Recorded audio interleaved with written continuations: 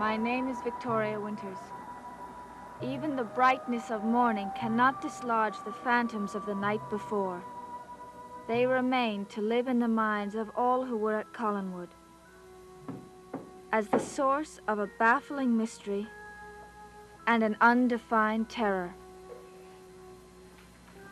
Mrs. Johnson, you are here to dust those things, not to break them. Please be a little more careful. They're very fragile.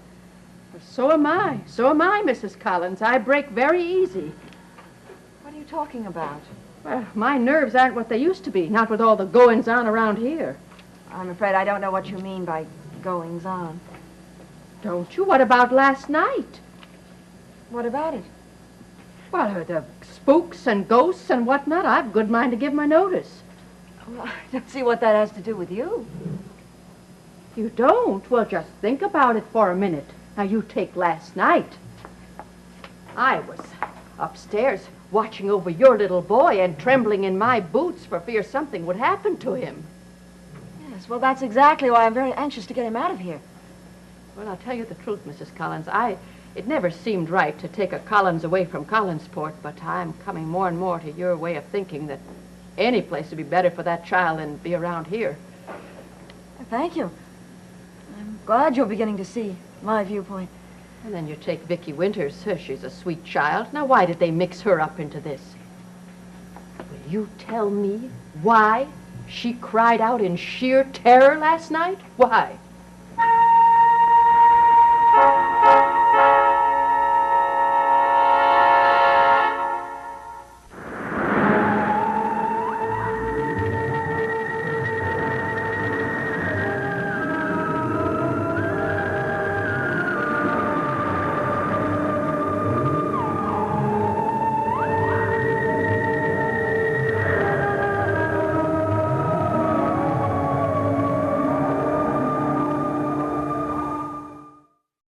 Can you give me one good reason why that girl was in such a state?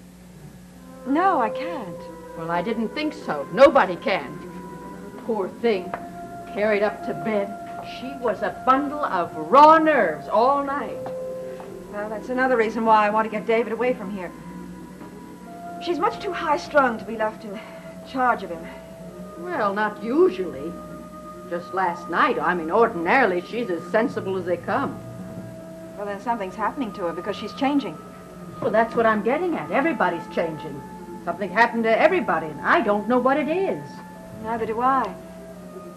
But certainly everybody is not changing.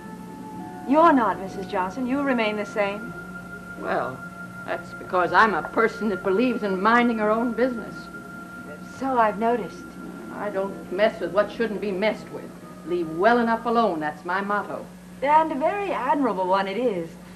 Well, I tell you, if everyone were like me, there wouldn't be any problems. I couldn't agree with you more.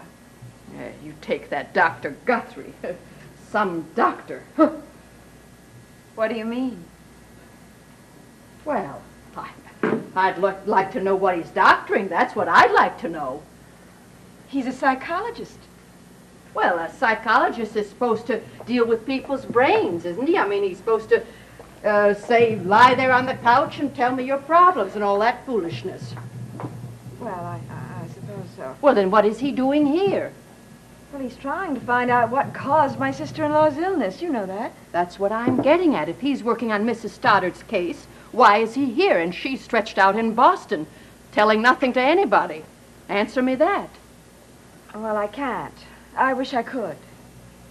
And who is he, what kind of psychology was he practicing there last night? And who was he practicing it on? Yes. I wonder. I tell you, I never heard of a doctor doing what he was doing outside of a witch doctor in a movie. Well, it was just an experiment, I think. Oh, what kind of experiment? Doctors are supposed to be scientific people. There wasn't anything scientific about what went on last night. Well, I'm just as much in the dark as you are. I tell you, it may be an old New England custom, but I never held with anything like those seances and that kind of tomfoolery. Neither do I. I smell something fishy And it's not the wind off the bay, and I don't like it. Well, time will tell. And if one has enough time, it will tell everything.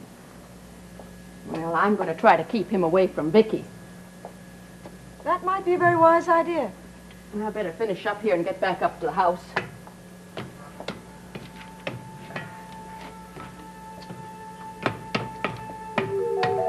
Mrs. Johnson, what are you doing? I'm trying to put out the fire so I can clean your hearth here. You mustn't do that. Leave the fire alone. I want it left burning all the time. It gets awfully chilly in here. Well, it won't take me but a minute. Mrs. Johnson, you heard what I said. Don't touch that fire. Don't ever touch it, ever. Do you understand that? I want that fire burning all the time. Yes, Mrs. Collins. Thank you.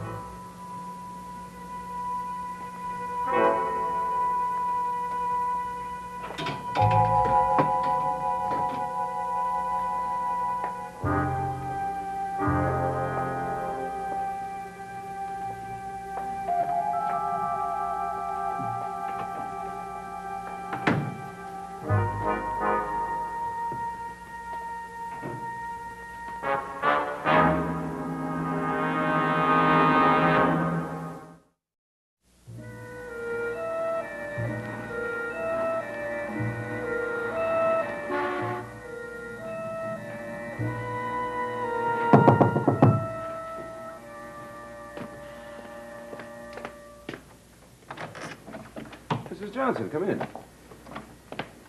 Well, I didn't expect to see you today. Mr. Devlin, I have information I'd give you even if you weren't paying me. Well, it must be pretty devastating information for you to give it to me for nothing. Do you know what went on at Collinwood last night? That's what I pay you for, Mrs. Johnson, to find out. They had a seance. A what? You heard me, a seance, where they call on the spirits. I say spirits are like dogs. Let sleeping ones lie. Well, why did they do it? Well, they said it was to help find out what's wrong with Mrs. Stoddard. Well, I should think a doctor would be more help than a ghost. That's what I'm getting at. It was a Dr. Guthrie's idea. Guthrie, what's he up to? Well, I don't know, and I don't like it. I don't like him much. Well, tell me, what happened? Well, as far as I know, I was upstairs looking after young David, and they were having this thing down in the drawing room. They? Who was there? Well, it was Dr. Guthrie, Carolyn, Vicky, Roger, and then Mrs. Roger Collins came in, and they sat there. They had the lights out, and all of a sudden, Vicky began spouting French in a strange voice. And then, suddenly, she gave a terrible scream and collapsed. Is she all right? Well, yes, they put her to bed, and she's coming along. She said that before, she had this feeling of a terrible fire, of being burned up just before she collapsed. That settles it. Something's got to be done about this Dr. Guthrie, and done quickly. Well, I thought that you'd feel this way, and that's why I came to see you about Whatever's going on up there in Collinwood, whatever my quarrel is with the Collins family, I don't want it touching that girl. Well, what do you want to do? I'm going to put my lawyer on it. Find out who Guthrie is. Oh, and Mrs. Johnson, I want you to keep an eye on Vicky. I don't want anybody who can get to her to harm her, all right? Right, I'll do just that.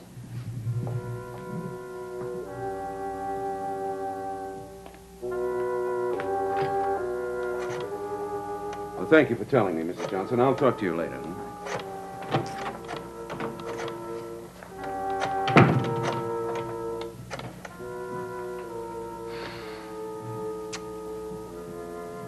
Hello, Burke Devlin here, and I want to speak to Grant. I don't care if he's in a meeting. Get him for me right now.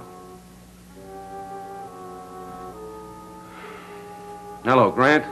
I want you to do something for me immediately. I want to run a check on Dr. Peter Guthrie. I want to know who he is, where he came from, what he's doing in Collinsport. You won't get on it tomorrow. You'll get on it today. I want to know immediately.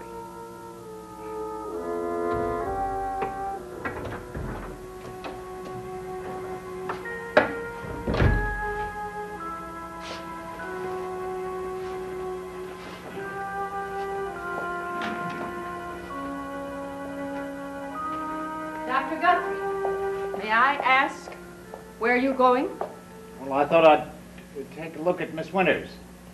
No. She's to have no visitors. Those are my orders. Well, I'm not an ordinary visitor, Mrs. Johnson. I'm a doctor. Well, I don't care what you call yourself. If it weren't for you, that girl wouldn't be in that condition. I might be able to help her. Like you did last night? Mrs. Johnson, there are some things that are hard to understand. Well, that may be, but I understand a couple of things. I understand when a girl is in a bad way, and I understand who put her in it. I'm not going to argue with you, Mrs. Johnson. Well, and I'm not going to argue with you.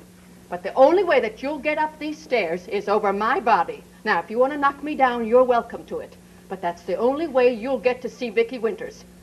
Now, nobody goes upstairs. That's that.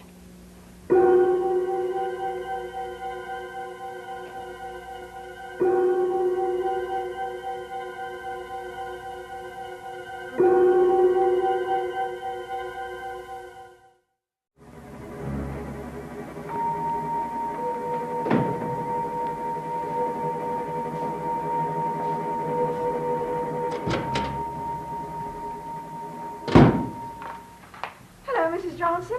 I just come by to see Vicki. She's resting. Oh.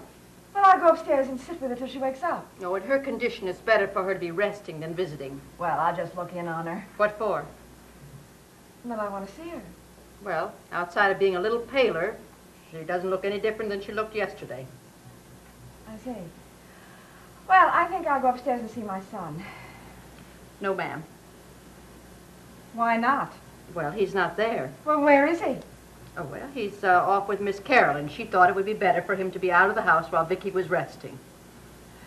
Oh. Well, I think I'll go upstairs anyway. Well, you can't. You mean you won't let me? I have my instructions. There's too many strange things going on around here, and until some of them are explained, nobody's going to be wandering around that girl. Nobody goes upstairs. I smell perfume in the room. It's Jasmine. What in the world is that noise? Oh, that's Dr. Guthrie doing his homework. Now, if you don't mind, I've got other things to do.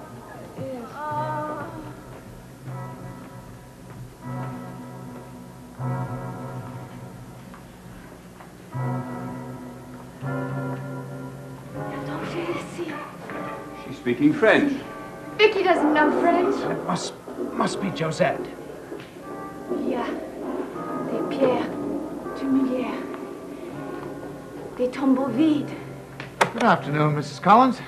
I hope I'm not disturbing you. No, not at all. I was just going over some notes that I made at the seance last night. How did you feel about the seance? I thought it was fascinating. Did you really? My goodness, I thought it was a complete failure. But with Vicki fainting just as it was getting exciting. Oh, quite the reverse. I think that may have been the most exciting part. Oh, really? Well, I didn't mean that. I just meant I was very concerned about Vicki. Well, exciting may be the wrong word. Revealing may be more accurate. Then you don't think it was a failure? No, I think it was very successful. Do you? Why? How fascinating. Yes. It fascinates me, too. Can you tell me more about it, or is it a deep, dark secret? Well, once all the facts are assembled, you'll be among the first to know. Well, I'm flattered. But can't you give me some hints as to the direction that your analysis is going to take? Well, I'm not quite sure yet. Just when everything seems to be going in one direction, then there's a sudden switch. Oh, I don't understand. Well, it's as if there were several kinds of phenomena operating here at the same time. Phenomena? Well, that's just a word. A rather poor choice of one, I guess. Oh, no. No, a very interesting one. But When are you going to sort through all these phenomena and come to some kind of conclusion? Huh? Well, I'm going to sort through them by using a very modern scientific device, a tape recorder. Oh, you wired us for sound.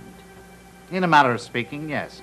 I took the precaution of having a recorder here in the room during the seance last night. That was very clever of you. May I hear it? No, I'd rather not have anyone who was at the seance hear it. It might color their reactions. Oh, I see, but you really feel that this is going to help? Yes. It's objective. It records without making any editorial statement. You see, in the darkness and confusion, what we thought we heard might not be what we heard at all. We were too upset by what was happening to Vicky. Well, yours was a very subtle move.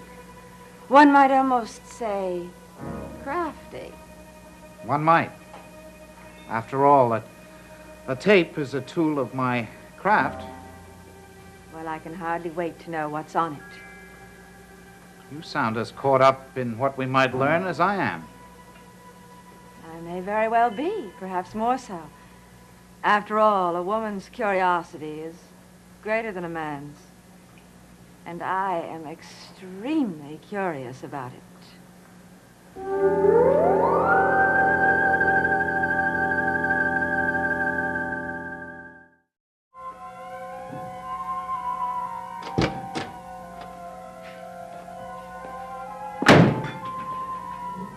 It is considered good manners to knock before entering a lady's home. Never mind my manners, good, bad, or indifferent. You married the one with the manners, and look where it got you. Burke, you are awfully tiresome when on the subject of Roger. I'm very sorry. Is that a marked improvement in my manners? What do you want now? I want to know what's going on around here. I don't like any of it, and I don't want to be... I don't like your tone of voice. Our only chance of getting what we want is by remaining allies. You're right. This time I am sorry. Burke, I'm every bit as much disturbed by what's going on here as you are. What is happening? I wish I knew. What about this seance business? Oh, so you've heard about that already? I have my sources. A fact of which I am very much aware. What's happened to Vicky? But I don't know. She assumed the voice of some spirit, and just at the moment something important was about to happen, she collapsed. Is she all right now? I guess so. I don't know. I went up to see her this morning, but Mrs. Johnson was standing guard. She wouldn't let me upstairs. Good. If there's anything in the house working against Vicky, I want to protect her from it. You didn't have anything to do with Mrs. Johnson's attitude, did you? Me? What would I have to do with it? I don't know. It's not important. The thing that's important is Guthrie. You're absolutely right. Is he a policeman? Oh, Burke, use your head. Roger wouldn't let a policeman in the house. Well, then who is he? I don't know. But whatever he is, he's not what he seems. Well, I don't care what he is. As long as he doesn't interfere with us. Oh, but he is interfering. He's disrupting the entire household. He's delving into the past. What's that got to do with us? Carolyn is helping him. Need I remind you that since you stopped going out with her, she's not what I would call on our side. What's Carolyn? What's she stand to gain by it? Revenge. We've got to find out who Guthrie is and why he's here. Well, we'll know soon enough. What do you mean? I put my lawyer on it. He's checking out Guthrie right now. Good. Well, whoever he is, I have a feeling he's here to block us. And if that's the case, well, he must be removed. Well, that's very easily said. But how are we going to do it? By whatever means are necessary.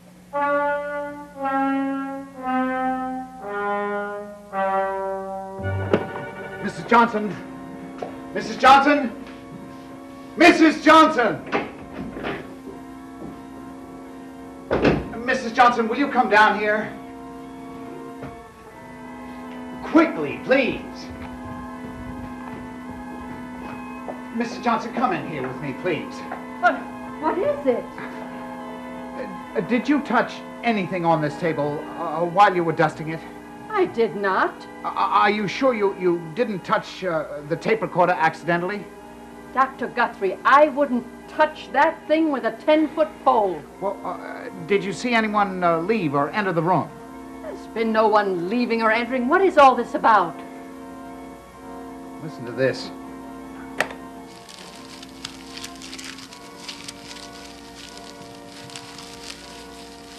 Oh, it sounds like a fire crackling.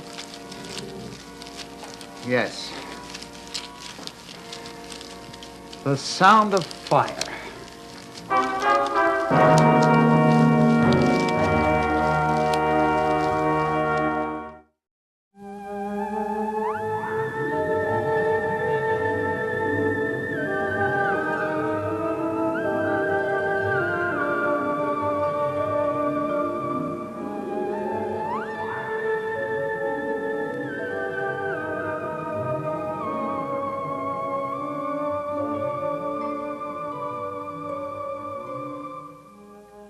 Dark Shadows is a Dan Curtis production.